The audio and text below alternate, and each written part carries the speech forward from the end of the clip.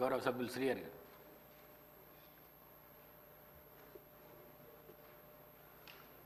ధన్యవాదాలు అధ్యక్ష.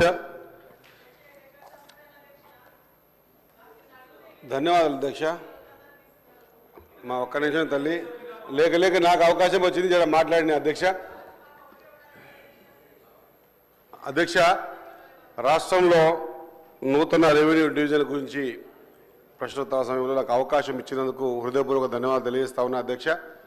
వాస్తవంగా చెప్పాలంటే రాష్ట్రంలో అనేక చోట్ల, ముఖ్యంగా మక్తల్ నియోజకవర్గంలో ఉన్నటువంటి నా నియోజకవర్గాన్ని అస్తవ్యస్తంగా సగం నియోజకవర్గాన్ని వనపర్తి జిల్లాకు ఇచ్చి సగం నియోజకవర్గాన్ని నారాయణపేట జిల్లాకు వేశారు అధ్యక్ష.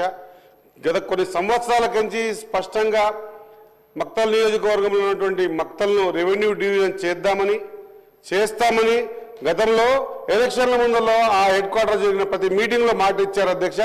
అదే మాదిరిగా ఆత్మకూరుని, వనపర్తి జిల్లాలో ఉన్నటువంటి ఆత్మకూరుని కూడా రెవెన్యూ డివిజన్ చేస్తామని గతంలో ఎలక్షన్లో మాట ఇచ్చారు అధ్యక్ష. కానీ ఎక్కడ కూడా ఆ ఊసేలేదు అధ్యక్ష.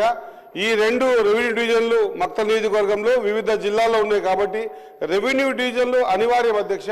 నారాయణపేట జిల్లా చేసేటప్పుడే దాంతోపాటు మక్తల్ రెవెన్యూ డివిజన్ చేయమని చెప్పి ఎన్నో ప్రతిపాదనలు పంపించినా కూడా, ధర్నాలు రాస్తారోకోలు చేసినా కూడా, నిరసనల కార్యక్రమాలు చేసినా చేయలేదు అధ్యక్ష. అదే మాదిరిగా దాదాపు ఇక్కడ మక్తల్లో కానీ ఆత్మకూరులో కానీ 100 రోజులకు పైబడి నిరాహార దీక్షలు కూడా చేశారు అధ్యక్ష. రెవెన్యూ డివిజన్ల ప్రతిపాదన ఎలక్షన్లో ఓటు మార్చుకోవడానికి మాత్రమే ఉపయోగించారు తప్ప రెవెన్యూ డివిజన్ని ఏర్పాటు చేసి ఆ ప్రాంత ప్రజల అవసరాలను తీర్దామనే ఆలోచన రాలేదు. కాబట్టి ఇప్పుడైనా మన ప్రభుత్వంలోనైనా అస్తవ్యస్తంగా ఉన్నటువంటి రెవెన్యూ డివిజన్లు కానీ మండలాల వ్యవస్థ కానీ పూర్తి స్థాయిలో దాదాపు 5,000 జనాభాకి ఒక మండలం ఉంది. మా దగ్గర 45,000 జనాభాకి ఒక మండలం ఉంది అధ్యక్ష.